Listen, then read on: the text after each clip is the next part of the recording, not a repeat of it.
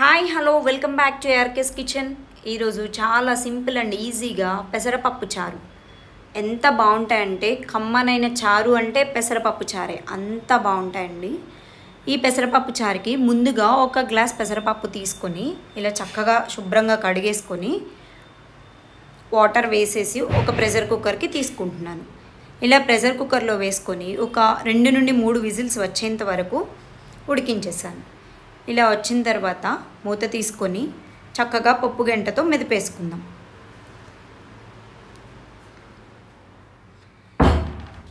కొంచెం వాటర్ ఉన్నాయండి, పర్వాలేదు.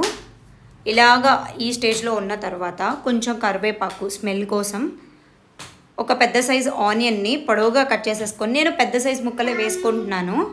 ఎందుకు అంటే సాంబార్లోకి పెద్దగా ఉంటేనే బాగుంటాయి కదా, సో అందుకని పెద్దగా ఉన్న ముక్కలే వేసేసుకుంటున్నాను. తర్వాత ఒక పెద్ద సైజ్ టొమాటోని ఇలా పెద్ద ముక్కల్లా కట్ చేసేసుకొని, స్వీట్ పంకిన్ అండి, మీ దగ్గర ఉంటే వేసుకోవచ్చు, లేదు అంటే దోసకాయ, ములక్కాయ, మీ ఇష్టము, ఎలాంటి వెజిటబుల్ అయినా మీరు యాడ్ చేసేసుకోవచ్చు.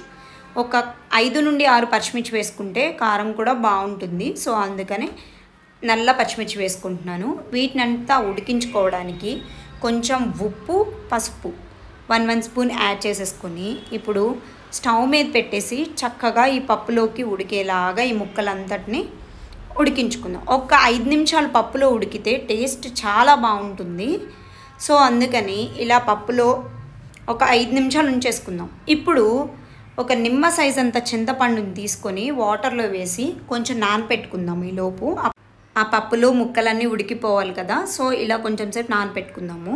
ఇప్పుడు చూడండి చక్కగా ఉడకడం అనేది మొదలైపోయింది. ఒక 5 నిమిషాల తర్వాత చూడండి ఇలా చక్కగా వచ్చేస్తుంది, చూసారా, ఒక సైడ్ నుండి తుక్కలా ఉడుకుతుంది. సో ఇప్పుడు ఏం చేయాలంటే మనం తీసుకున్న చింతపండుని బాగా పిసికేసుకొని ఆ గుజ్జును తీసుకుందాము. చూడండి ఇలా చక్కగా ఆ తొలకలంతా తీసేసి ఒక గిన్నె నిండా తీసుకుంటున్నాను. నేను ఎక్స్ట్రా వాటర్ యాడ్ చేసేసుకున్నాను. మీకు చారు ఎంత కావాలో అంత వాటర్ యాడ్ చేసేసుకోండి దాంట్లో. ఇప్పుడు వీటిని మనం ఈ పప్పులో మిక్స్ చేసుకుందాం. ఈ పప్పులో మిక్స్ చేసే ముందు 1 స్పూన్ కారం వేసుకుంటున్నానండి. కారం అనేది కొంచెం తక్కువగా ఉంటుంది కదా, సో కారం వేసేసుకోవచ్చు. లేదు పచ్చిమిర్చి ఎక్కువ యాడ్ చేసేసుకుంటే కారం స్కిప్ చేసేసుకోవచ్చు, బట్ కారం ఉంటేనే టేస్ట్ బాగుంటుంది, చూసుకోండి మీరు. సో ఇప్పుడు ఈ చింతపండు గుజ్జు ఉంది కదా, దాన్ని యాడ్ చేసేసుకుందాం.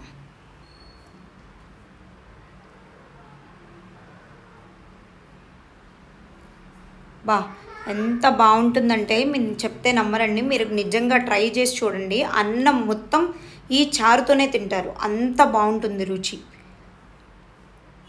ఇప్పుడు చక్కగా ఇలా వాటర్ని దీంట్లో యాడ్ చేసేసుకున్నాం కదా, చింతపండు జ్యూస్ని, వాటర్ కూడా యాడ్ చేసేసి తీసుకున్నాను నేను ముందే. సో ఇప్పుడు ఖచ్చితంగా ఒక 20 నిమిషాలు మాత్రం దీన్ని బాగా ఉడికించండి. బాగా తెరిలిపోవాలి, చారు బాగా ఎలా తెరులుతాయో అలా బాగా ఒక 20 నిమిషాలు అయితే ఖచ్చితంగా పడుతుంది. ఆ ముక్కది ఉడకాలి కదా, సో మనం ఒక 50% వరకు ఉడికిన తర్వాత తాలింపు వేసుకుందామండి. ఒక 50% వరకు మనకు ఉడికేంత వరకు చక్కగా మధ్య మధ్యలో తిప్పుకుంటూ ఉడికించుకుందాం. చూడండి నాకు ఇలా 50% ఉడికిన తర్వాత ఇప్పుడు నేను తాలింపు పోస్తున్నాను. చూడండి ముక్క కొంచెం ఉడికినట్లు మీకు కనిపిస్తుంది కదా, 50% వరకు అయితే ఉడికిపోయింది ఇది. సో ఇప్పుడు నేను తాలింపు తీసుకుంటున్నాను. ఒక చిన్న ప్యాన్లోకి ఆయిల్ వేసుకొని పచ్చిపప్పు, జీలకర్ర, ఆవాలు వేసుకొని అవి దోరగా ఫ్రై అయిన తర్వాత కరివేపాకు, కొంచెం ఒక 4 నుండి 5 రెమ్మలు జస్ట్ అలా కచ్చాపచ్చాగా దంచినటువంటి చిన్నుల్లిపాయలు, గార్లిక్ పీసెస్ని తీసేసుకొని అవి కూడా వీటిలో వేసి కొంచెం ఫ్రై అవనిద్దాం. ఆ తర్వాత తాలింపుని మనం దించే ముందు జస్ట్ స్టవ్ ఆఫ్ చేసేటప్పుడు కొంచెం రుచి కోసం ఇంగువ యాడ్ చేస్తున్నాను. రుచి బాగుంటుంది, స్మెల్ కూడా చాలా బాగుంటుంది. చారు అంటే ఖచ్చితంగా ఇంగువ వేయాల్సిందే. పప్పుకి చారుకి ఇంగువ వేస్తేనే ఆ రుచి వేరుంటుందండి, అంత బాగుంటుంది తాలింపు వేసేటప్పుడే. సో ఇప్పుడు మనం దించేస్తున్నాం కదా తాలింపుని, ఆ చారులో యాడ్ చేసేసుకుందాం. స్టవ్ ఆఫ్ చేసేసాను. ఇప్పుడు ఆ చారులో యాడ్ చేసేసుకొని చక్కగా ఇప్పుడు ఆల్మోస్ట్ 50% వరకు ఉడికిపోయింది కదా, ఇప్పటి నుండి తాలింపు వేసిన తర్వాత ఇంకొక 50% ఉడికించుకుందాం. చూడండి నా చారు ఎంత బాగుందో, నాకు చూస్తుంటేనే అలా వేడి వేడిగా అన్నంలో నెయ్యి వేసుకొని ఈ చారు వేసుకొని తింటే అబ్బా ఎంత బాగుంటుంది. చూడండి నేను పక్కన చిప్స్ కూడా వేయించుకుంటున్నాను. అప్పడాలు ఇలా సగ్గుబియ్యం ఒడియాలు, సగ్గుబియ్యం అప్పడాలు ఇలా ఉంటాయి కదా, వీటన్నిటిని ఏం చేసుకుంటున్నాను. ఇప్పుడు ఇంకొక 50% ఉడికించుకోవాలి. దీనికి కూడా ఆల్మోస్ట్ ఒక 10 to 15 minutes అయితే టైం పడుతుంది. నేను మళ్ళీ ఇప్పుడు చూపిస్తున్నాను చూడండి. ఒక 15 minutes తర్వాత ఆల్మోస్ట్ ఉడికిపోయింది, అయిపోయింది కూడా చారు. సో ఇప్పుడు కొత్తిమీర వేసుకొని చక్కగా సర్వ్ చేసుకుందామండి ప్లేట్లోకి. బాబా ఎంత బాగుంది అంటే రుచి చూడండి, ముక్క కూడా ఎంత బాగా ఉడికిపోయిందో.